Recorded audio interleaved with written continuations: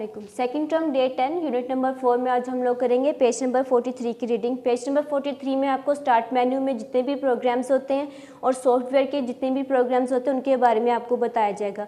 वो आपसे सबसे पहले आपको कह रहे हैं कि स्टार्ट मेन्यू क्या होता है, स्टार्ट मेन्यू कैसे हम लोग उसे ओपन कर सकते हैं और वो कहाँ पर होता है। स्टार्ट मेन्यू का बटन सबसे लास्ट में लेफ्ट साइड के कॉर्नर पर होता है, उसे आप क्लिक करेंगे तो वो हाईलाइटेड हो जाता है। फिर आप उसे ओपन करेंगे, उसमें आपके जितने भी फोल्डर्स जितनी भी उसके अंदर प्रोग्राम्स होते हैं वो आपको ओपन हो जाता है। Programs in the start menu में जो प्रोग्राम्स होते हैं उसमें आपका calendar, mail, calculator, one note pad, इस तरह की चीज़ें होती है जो आपको पिक्चर में यहाँ पे शो किया हुआ है।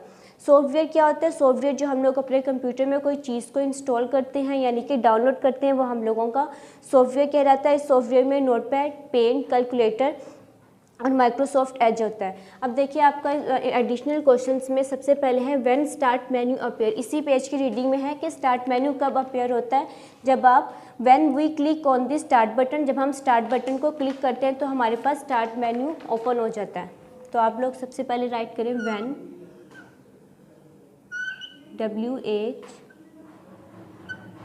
WHEN when, one finger gap, WEV when we click, CLICK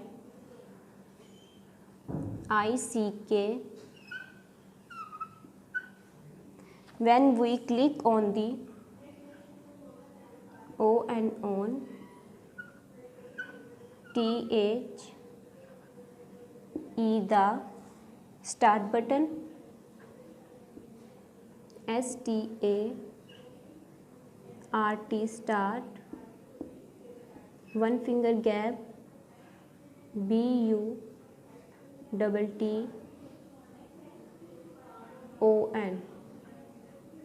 start button, icon,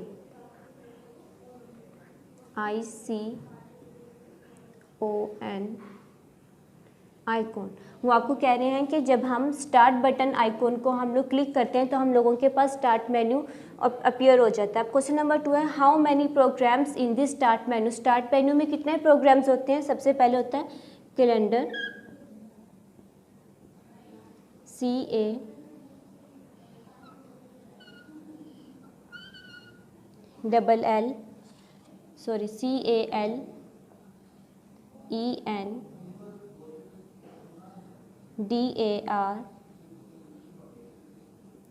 calendar. Next है आपका mail, MAIL mail. Calculator, CALCULATOR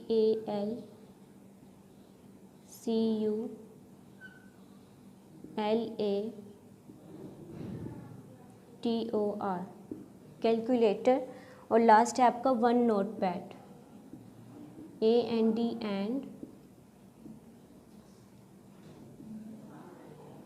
ONE1 NOTE note, one finger gap, PAT pad. ये आपका यहाँ पे फुल स्टॉप। आपका क्वेश्चन नंबर 2 था how many programs, कितने programs होते हैं स्टार्ट मेन्यू में। कैलेंडर होता है, mail, calculator and one note. ये आपने अच्छी तरीके से याद करके अपनी नोटबुक पे इसे सॉल्व करना है।